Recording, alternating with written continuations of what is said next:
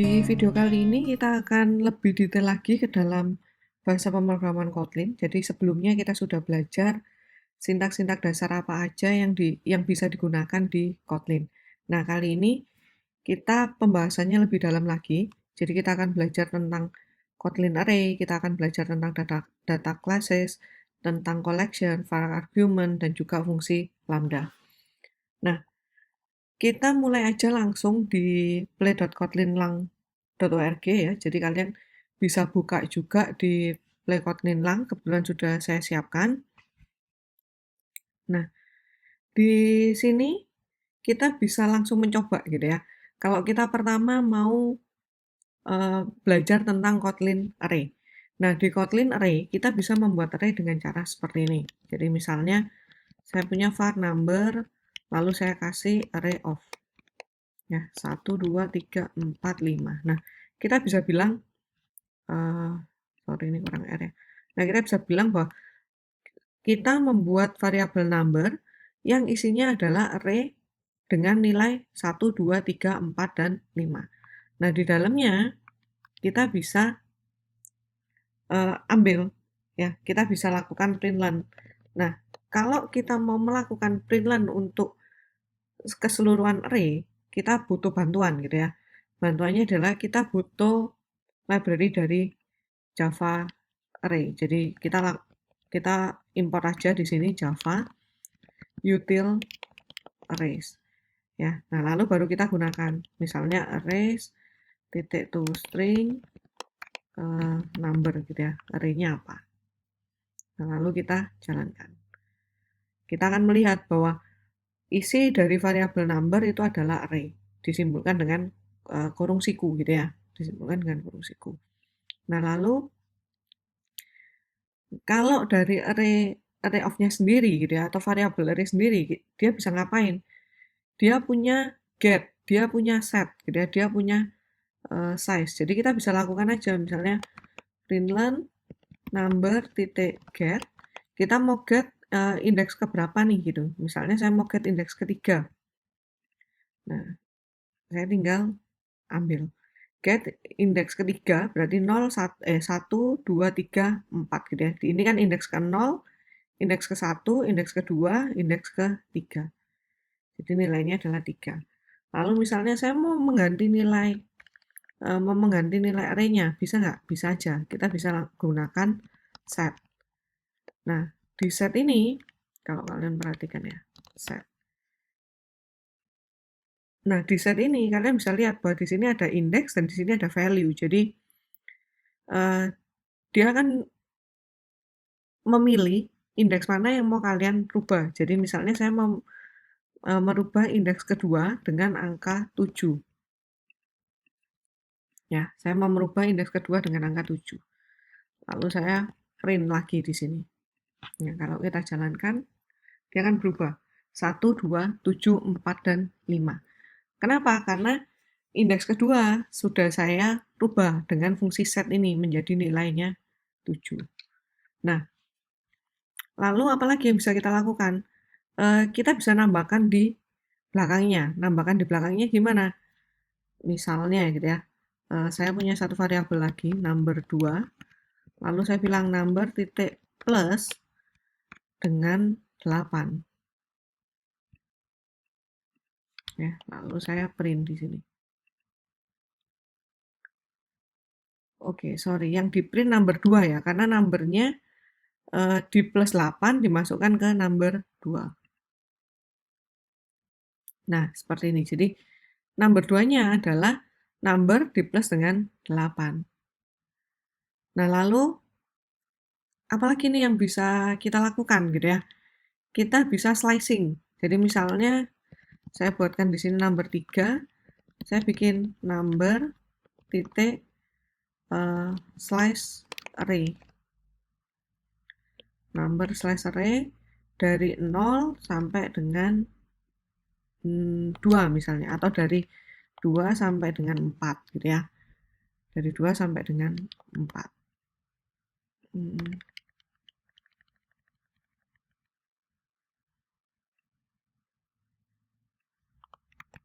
Nah, kita print lagi. Oke, sorry ini number 3 ya. Number 3. Nah, dia kan tampilkan gitu bahwa number 3 ini adalah hasil dari slicingnya number dari indeks kedua sampai indeks keempat. Indeks kedua sampai indeks keempat gitu ya. 0, 1, 2, 3, 4. Jadi yang diambil adalah 7, 4, dan 5. Seperti itu. Nah, lalu kita bisa apa lagi nih? Ada lagi gitu ya, fungsi-fungsi yang bisa kita gunakan. Jadi misalnya kita mau ambil nilai pertama nih, number 3 misalnya, number 3 titik first, ya. Mau saya ambil, lalu saya mau ambil juga number 3 titik last. Lalu saya mau cari nih, number 3, ya, index of 4 misalnya gitu ya. Nah, kita tinggal jalankan. Oke, indeks. Nah, di sini kita bisa lihat ya. Di number 3 ya, number 3 itu isinya ini ya. First-nya adalah 7, last-nya adalah 5, index of 4, berarti di sini ya saya cari 4 itu ada di indeks ke 1. Kalau saya cari misalnya di number 2 ya, saya jalankan. Nah, dia kan lihat 0, 1, 2, 3. Jadi 4 itu ada di indeks ketiga. Nah, kalau dia nggak ada gimana? Dia akan menunjukkan nilai min 1. Seperti itu. Ya, oke. Setelah itu apa lagi?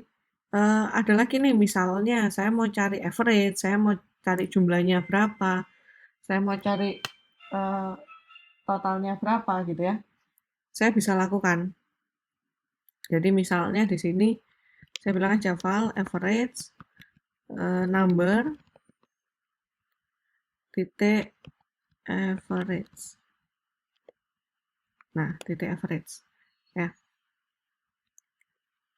Average. Nah, kita tinggal print average. Nah, di sini dia bilang number itu yang ini ya. Number itu average-nya adalah 3,8. Kalau mau cari jumlahnya berapa? Jumlah jumlah datanya berapa gitu ya. Saya bisa gunakan count. Nah, dia ada 5 elemen di dalam array-nya. Atau misalnya saya mau menjumlahkan semua, saya bisa gunakan sum. Ya, saya jumlahkan semua, nilainya adalah 19.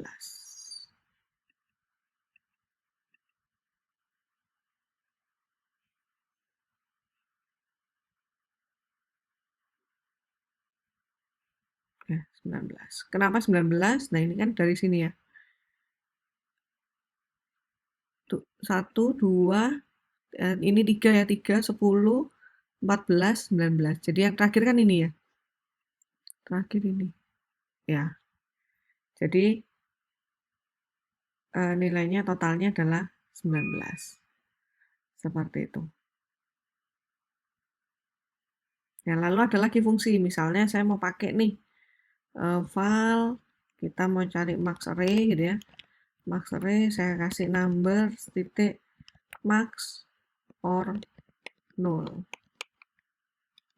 Nah, saya print max array.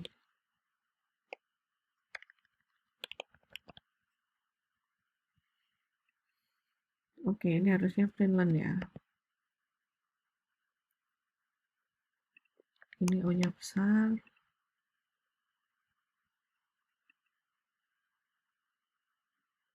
Oke, jadi max array atau nilai yang terbesar dari array yang ada itu adalah 7.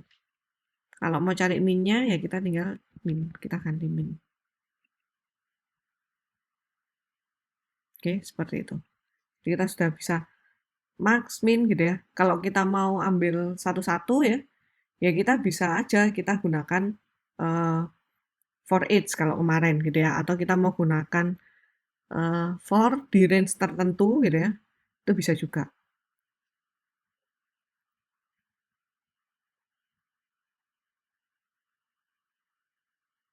Oke. Ya. Nah, lalu Kita bisa juga lakukan filter sebetulnya, tapi ini berhubungan juga dengan lambda gitu ya. Jadi kita bisa lakukan filter seperti ini. Misalnya number 2 ya yang paling banyak ya. Number 2 saya kasih filter. Nah, kita gunakan juga it. Jika it-nya lebih kecil dari 5 misalnya ya. Jika nilainya itu lebih kecil dari 5, maka apa yang mau kita lakukan? Kita bisa for each-nya begini. For each-nya kita apa yang dilakukan? Misalnya kita mau print isi gini ya. Nah, saya tambahkan di sini. Nah, seperti ini. Atau saya tambahkan di awal aja. Nah, saya mau print seperti ini. Nah, kita coba. Nah, jadi dia akan muncul ya di sini. Number filter number 2 ya. Kita print dulu number 2-nya.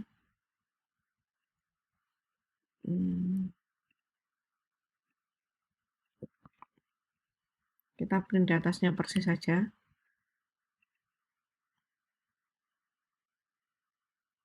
Nah, number 2, sorry ini println aja ya.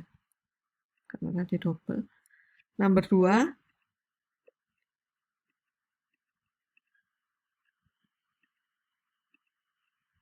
number 2 itu kan isinya ini ya. 1, 2, 7, 4, 5, 8. Nah, kalau kita lakukan filter, dia menjadi seperti ini. Jadi yang kurang dari 5, ya, yang kurang dari 5, itu dia akan di print. Tapi kalau dia lebih besar dari 5, dia nggak akan di print. Saya bisa lakukan. Oke, nah ini nggak bisa gitu ya. Kenapa? Karena ini integer gitu ya. Ini string. Kita harus jadikan dulu harusnya. Bisa aja sih gini, tuh string.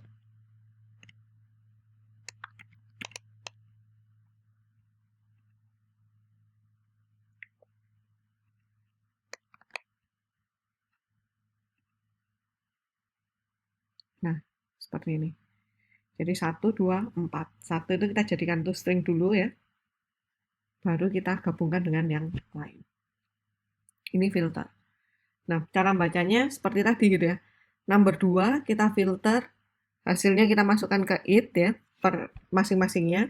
Nah, dari it itu kalau dia nilainya kurang dari 5, maka isinya dari array akan dimasukkan ke variabel isi, lalu kita akan lakukan print di sini. Makanya di sini kita harus for each. Ya, jadi per masing-masing data dari array-nya tersebut. Seperti itu. Ya. Oke, jelas untuk array. Kita akan lanjutkan ya. Kita akan lanjutkan ke data class.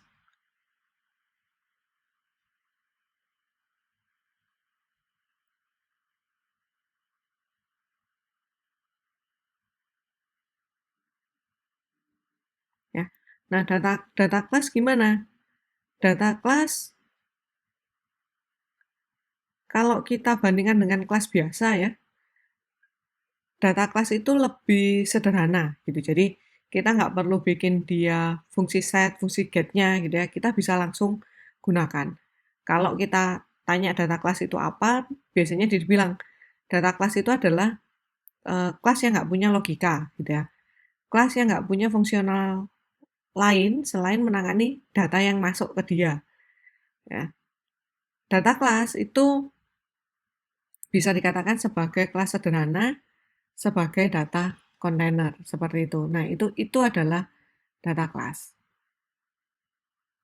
Ya. Nah, contoh-contoh buatnya gimana? Contoh buatnya, ya, ini saya tutup dulu aja supaya nggak bingung.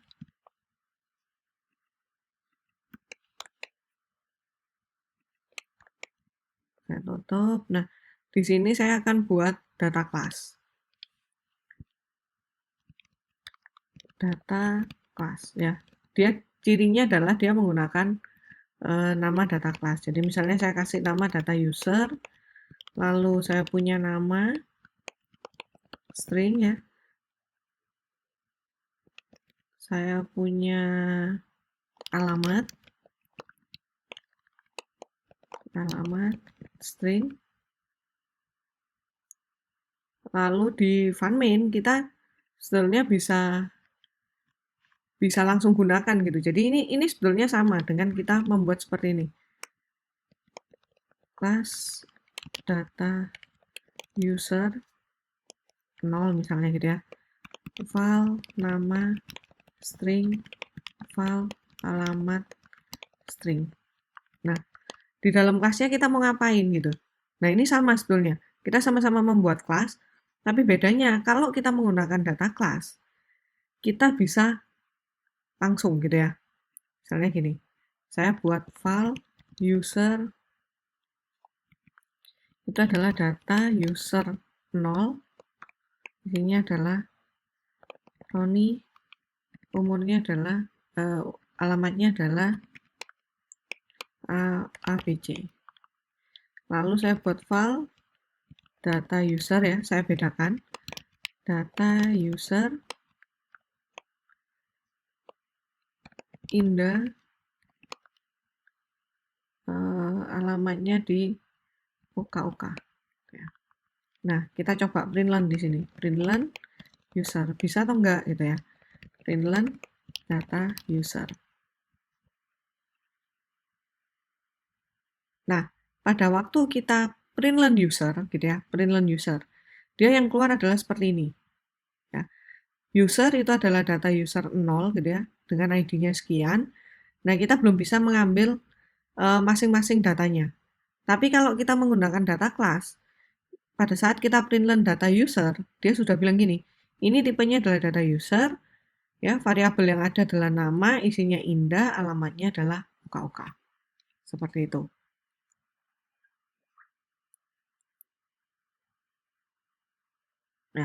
Nah, kalau di data user kita mau jadi di kelas yang biasa kita mau jadi data class, gimana caranya?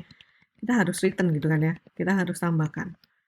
Misalnya data user 0 itu nama, saya kasih sama dengan nama, lalu alamat, saya kasih sama dengan alamat. Misalnya begini. Nah, oke, sorry. Oke, saya harus bikin fun dulu ya. Override fun to string, saya harus bikin to stringnya dulu supaya dia bisa ambil return. Seperti itu. Nah, di sini baru dia muncul sama seperti data user. Ya, jadi beda ya antara kelas dengan data kelas.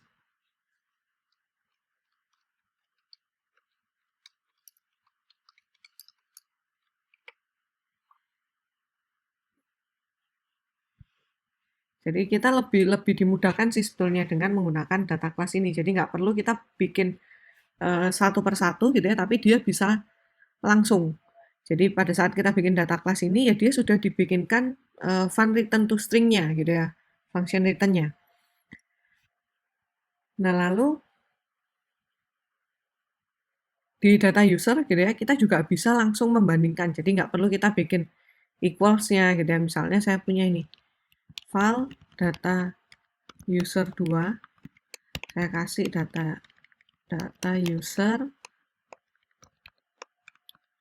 namanya adalah Anton, alamatnya di PO OK.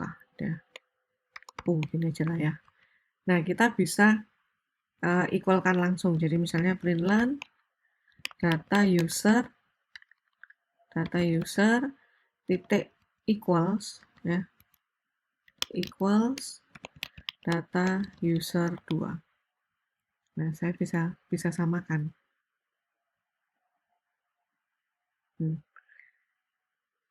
Ya, dia adalah false. Nah, kalau kita mau pakai kelas biasa gimana? Ya kita harus bikin dulu kan ya, fungsi equals-nya seperti apa gitu. Tapi kalau di data user kita nggak perlu itu, kita bisa langsung gunakan. Ya, kita ada fungsi juga, misalnya kita mau ngopi gitu ya, kita bisa juga data user 3, terus saya bikin data user 2 titik kopi, ya, lalu saya printkan.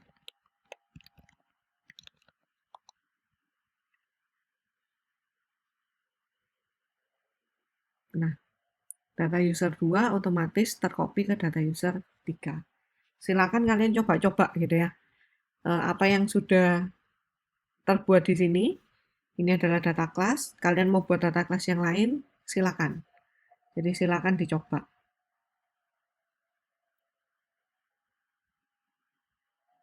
Oke.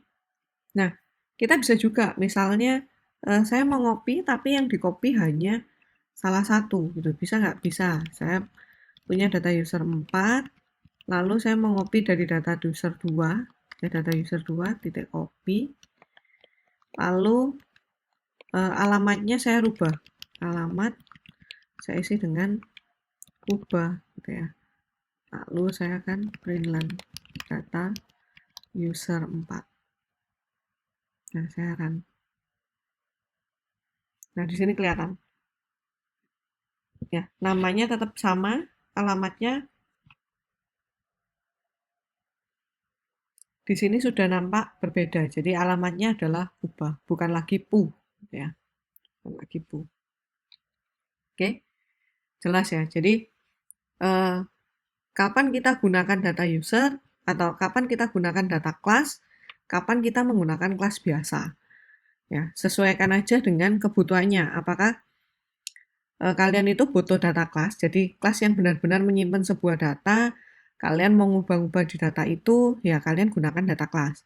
Kalau kalian butuhnya bukan data class sebetulnya gitu ya, tapi kelas yang beda, bukan data class. Nah, gunakan aja kelas biasa. Nah, kalau saya mau gabung gimana?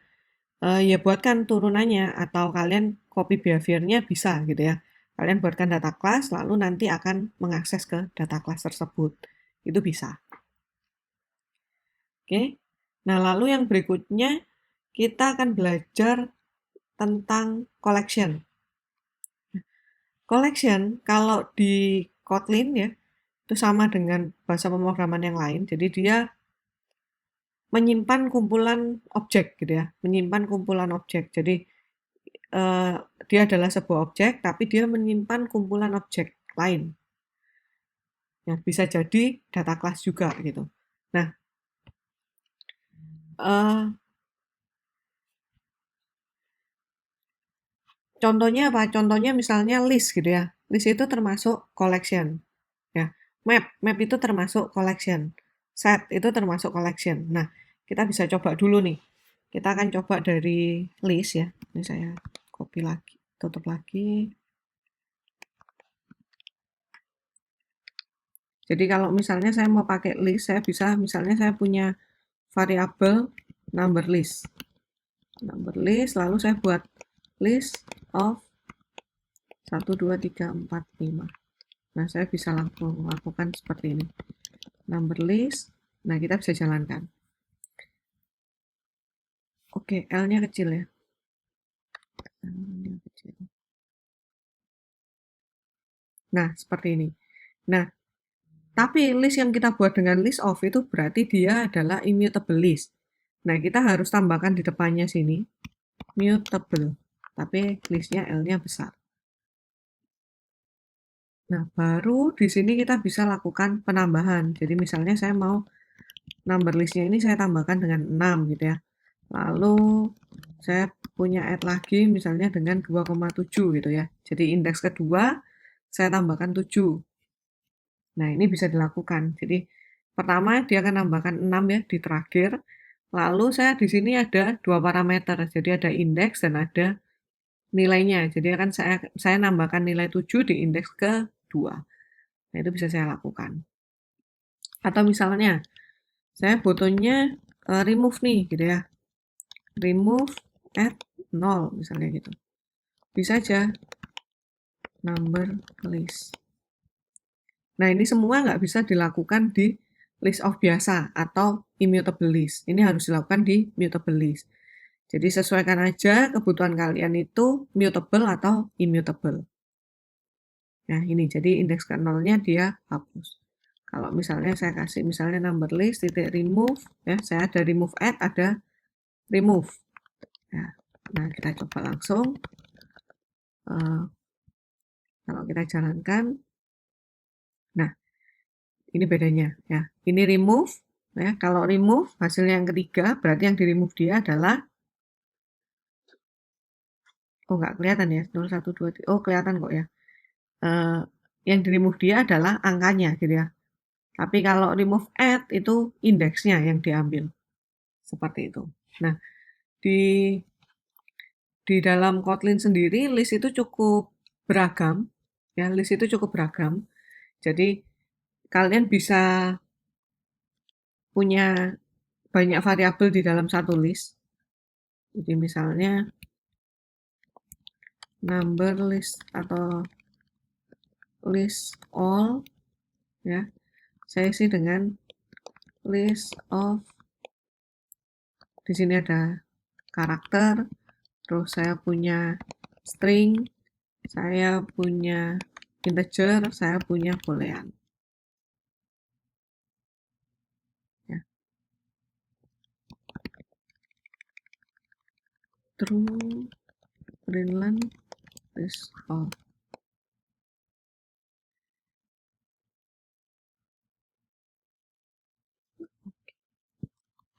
List. Ya, L-nya jangan lupa huruf kecil. Nah, ini bisa masuk di dalam satu list gitu ya. Jadi dia listnya tipenya adalah any. Isinya macam-macam, bisa karakter, bisa string, bisa integer, bisa boolean. Itu dimungkinkan di dalam Kotlin. Ya, seperti itu. Oke. Nah, misalnya kita punya data class ya. Kita punya data class, kita masukkan ke sini gitu ya. Ke sebuah list. Bisa nggak? Bisa aja. Itu tetap bisa dilakukan gitu ya. Tetap sama. Jadi misalnya kalau saya mau mutable list, ya ini bisa juga mutable list dengan tipe any itu tetap bisa dilakukan. Nah, kalau dia mutable berarti add dan remove-nya itu bisa kita manfaatkan. Tapi kalau saya hanya list, saya nggak bisa add, nggak bisa remove. Ya, itu list. Nah, collection yang kedua, ya, collection yang kedua itu adalah set. Set bedanya dengan list, kalau set itu dia hanya menyimpan nilai Unix-nya. Jadi nilainya unik. Jadi misalnya ini saya tutup lagi ya listnya supaya nggak bingung. Kita ke set. Nah misalnya saya punya nih file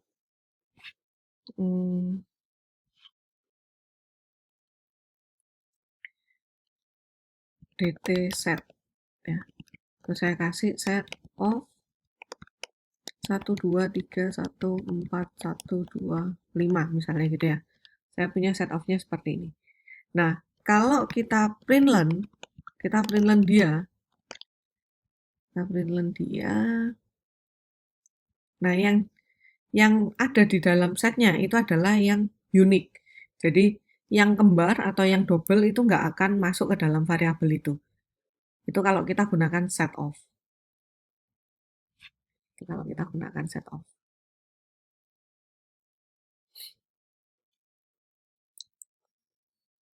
Nah, di set kita tetap bisa add, kita tetap bisa remove gitu ya.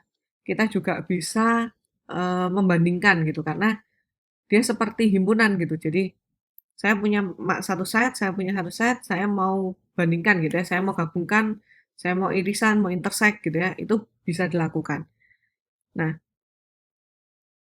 contohnya aja, misalnya saya punya file baru gitu ya, dataset, lalu set of, saya 1, 2, 3 lah ya. Tadi kan saya punyanya 1, 2, 3, 4, 5 ya. Set yang atas ini kan 1, 2, 3, 4, 5. Nah, yang bawah 1, 2, 3.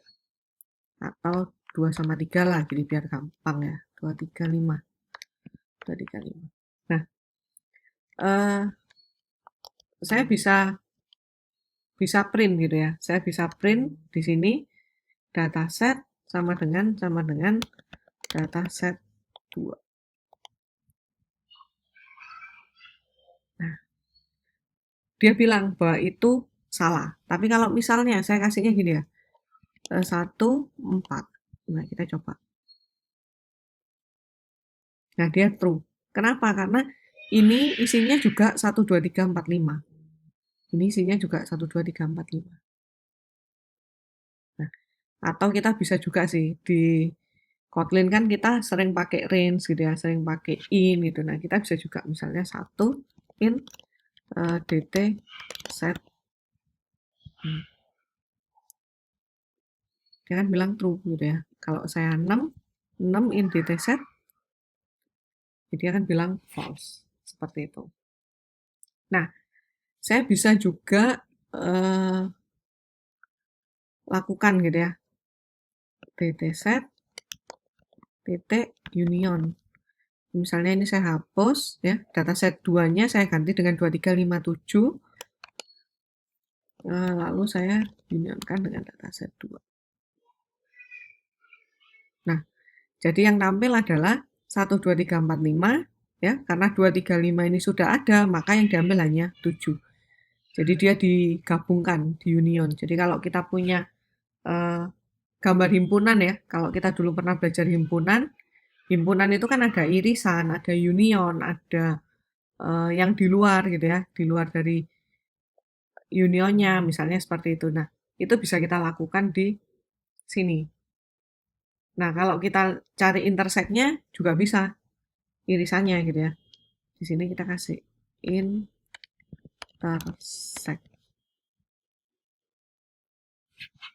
Nah, kita akan bisa lihat bahwa irisannya dia dari dua himpunan atau dari dua set gitu ya, itu adalah ini 2, 3, dan 5. Seperti itu. Oke, nah ini sifatnya adalah immutable kalau kita nggak tambahkan gitu ya. Kita kalau mau menambahkan, jadi misalnya di sini kita dataset titik add gitu ya, titik add 8. Ya. Kita tambahkan nggak bisa, karena dia adalah immutable. Nah, ini harus kita rubah. Mutable set. Ya, saya bisa tambahkan. Kalau saya print di sini, println data set. Ya, jadi yang muncul di sini adalah 1, 2, 3, 4, 5, dan 8. Ya. Kalau di set bedanya sama list, kalau list kita bisa langsung ubah lewat indeksnya gitu ya. Tapi kalau kalau set itu nggak bisa. Kalau di list ini saya mutable, saya bisa langsung ganti gitu ya, number list 2 sama dengan 9 misalnya seperti itu. Itu bisa dilakukan. Oke. Nah, yang ketiga, collection yang ketiga. Jadi kita sudah belajar 2 ya. List sama set. Ada bedanya? Beda gitu ya. Tergantung dengan kebutuhan kalian menggunakan yang mana. Nah, yang ketiga adalah map. Map ini sama gitu ya. Kumpulan objek, jadi sama-sama ada di collection, kelas collection. Nah, bedanya adalah kalau di map kita punya key dan kita punya value-nya. Gitu. Jadi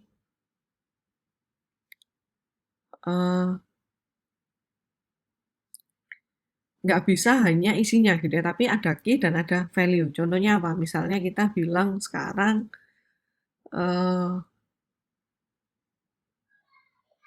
apa ya?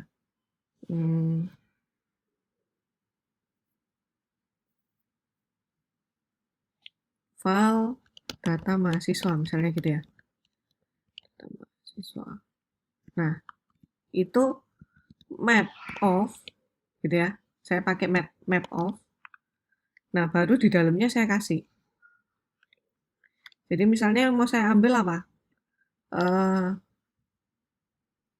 NRP gitu ya. Key-nya adalah NRP. Misalnya key-nya adalah 14.19.001 itu ke Anton gitu ya.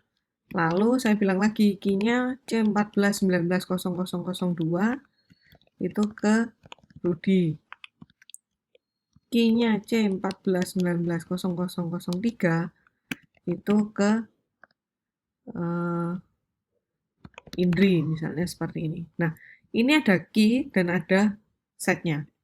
Nah, jadi pada waktu kita lihat gitu ya, pada waktu kita lihat, kita bisa lihat seperti ini.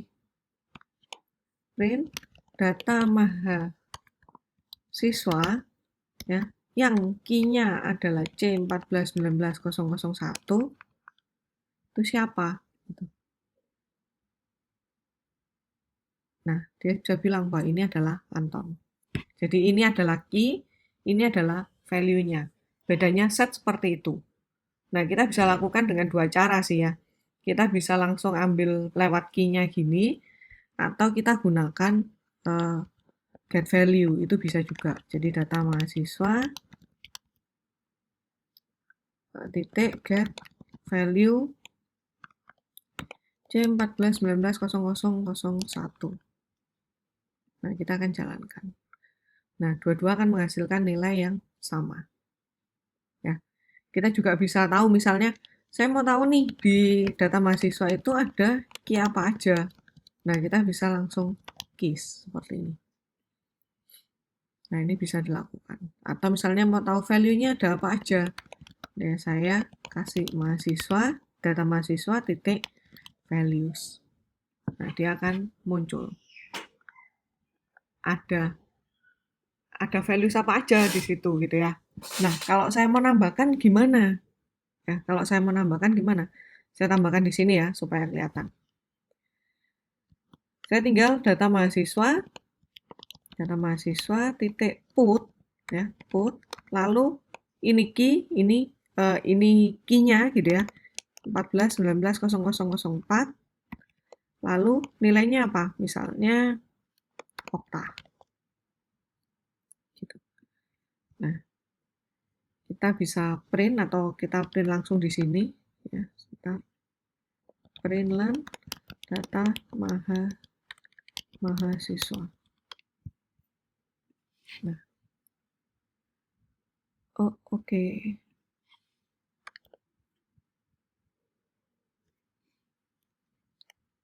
Oke, sorry, bukan filenya ya, karena dia tipenya adalah map of. Jadi ini ada dua cara, kita bisa mutable-kan dia ya. Kita bisa langsung seperti ini sebenarnya. Data mahasiswa.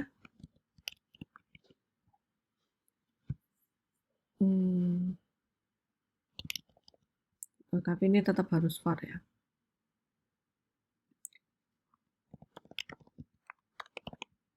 Ini dulu aja deh.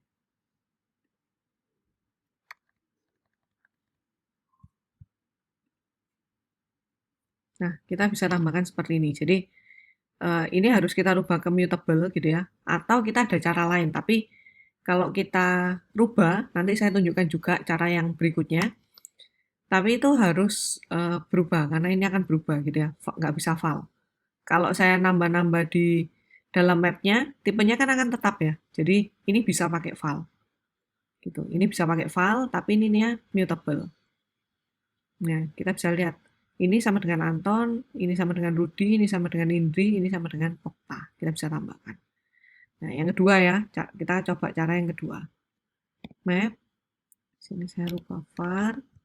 Nah, lalu saya kasih ini. Jadi misalnya saya sudah terlanjur bikin dia adalah immutable ya. Saya bisa bilang data mahasiswa sama dengan data mahasiswa titik to mutable map.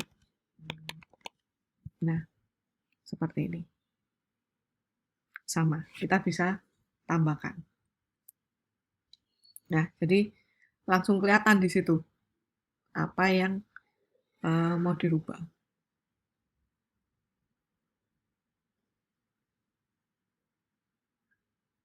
Oke.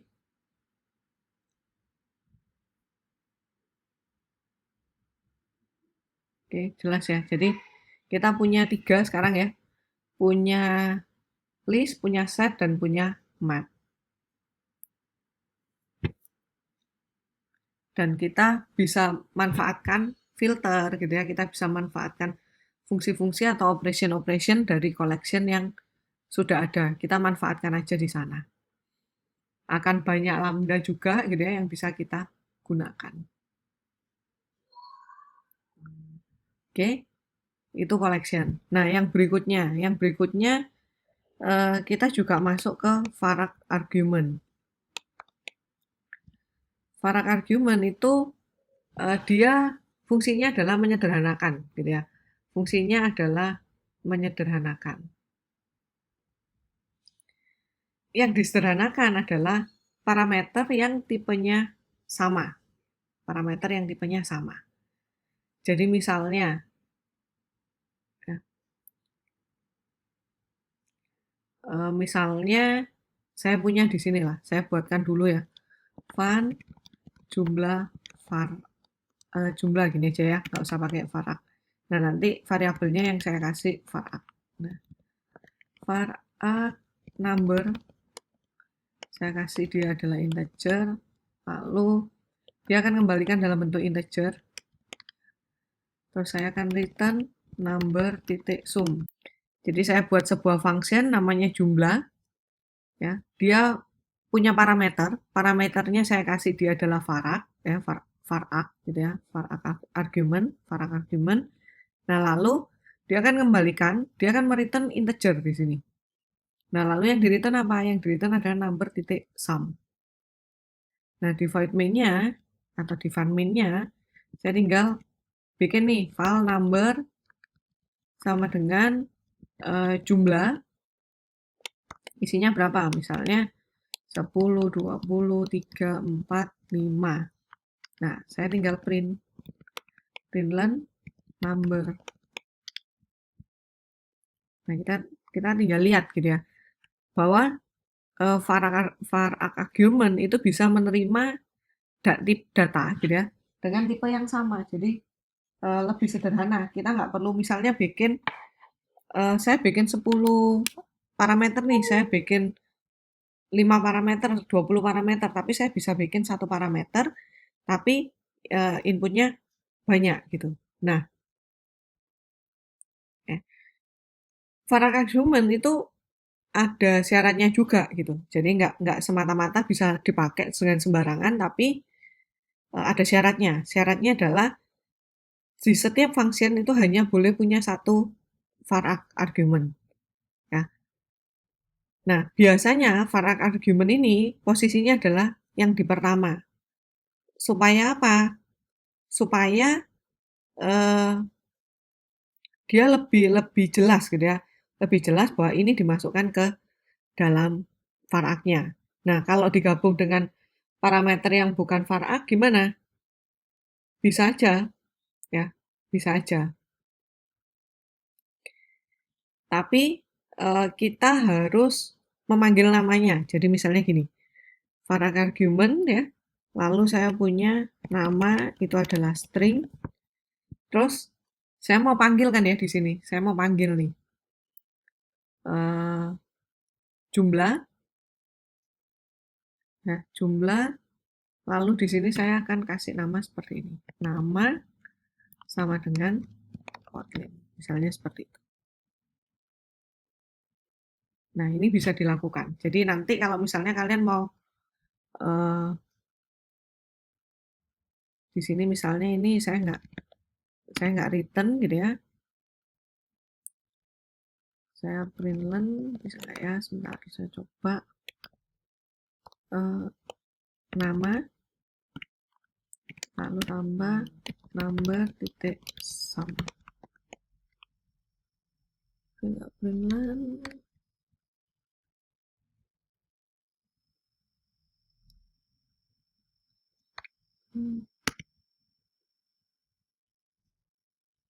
Nah, seperti ini. Jadi, eh, saya bisa menerima dua-duanya gitu ya. Menerima variabel dengan var argument atau tanpa var argument. Tinggal kita bedakan nanti. Tinggal kita kasih nama misalnya seperti itu. Ya,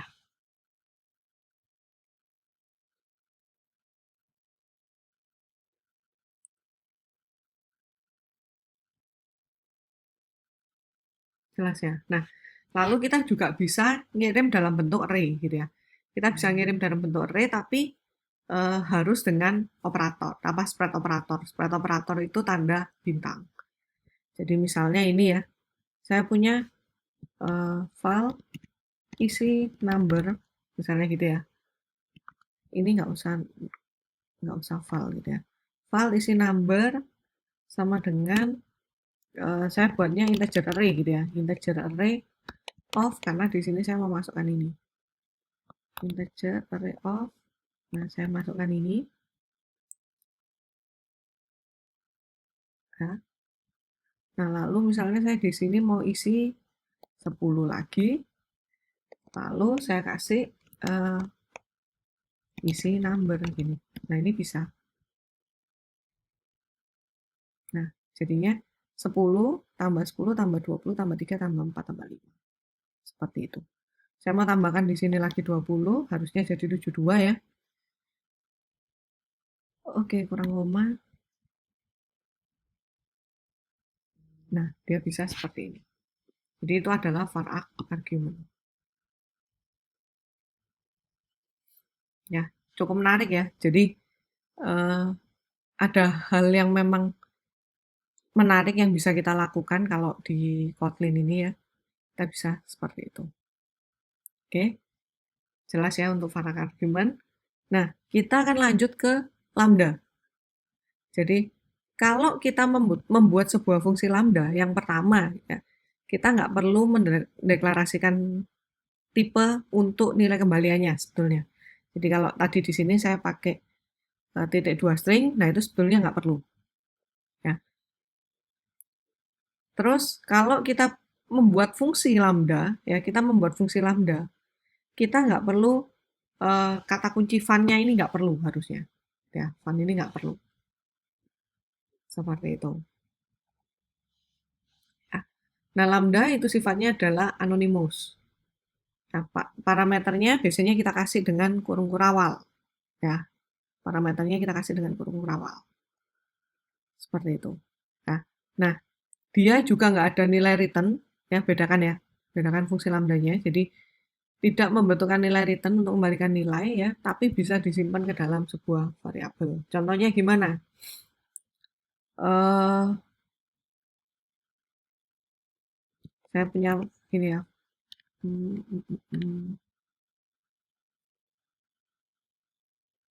Misalnya saya punya file pesan lah gitu ya.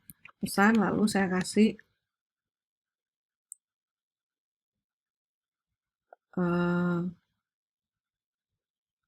kalau dia nggak ada parameternya, kita bisa langsung kasih seperti ini. Println contoh lambda. Lambda. Ini ya. Contoh lambda. Nah, di sini kita panggil dia pesan. Ini saya tutup dulu. Nah, saya panggil dia pesan. Ya, contoh lambda. Nah, kalau saya mau ada parameternya di sini, bisa nggak? Bisa. Ini saya kasih isi pesan gitu ya.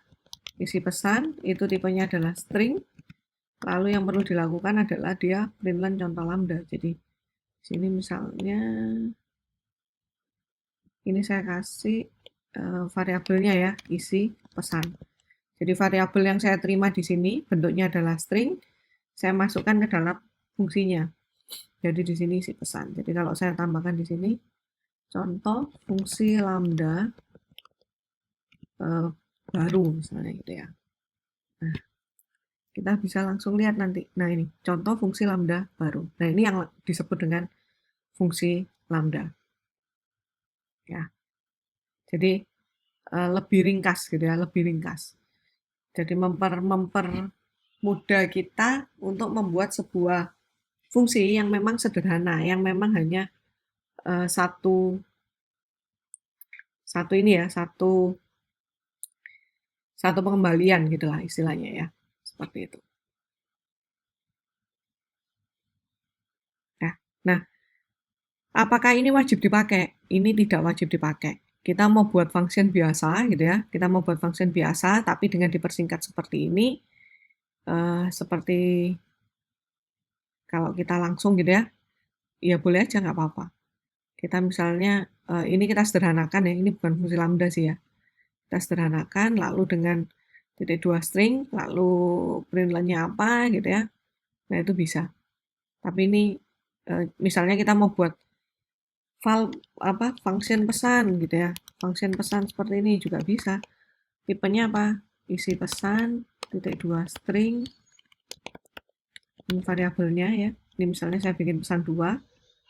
Lalu di dalamnya di sini saya mau return string ya.